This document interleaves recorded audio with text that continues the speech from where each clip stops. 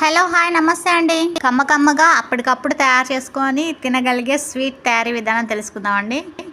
బెల్లం ఒక కప్పు బాగా తురుముకొని వాటర్ పోసుకొని ఇలా కరగబెట్టుకున్నానండి. కరగబెట్టిన మిశ్రమంలో తురిమిన కొబ్బరి వేసుకుంటున్నానండి. ఒక కప్పు డ్రై ఫ్రూట్స్ వేసుకున్నాను.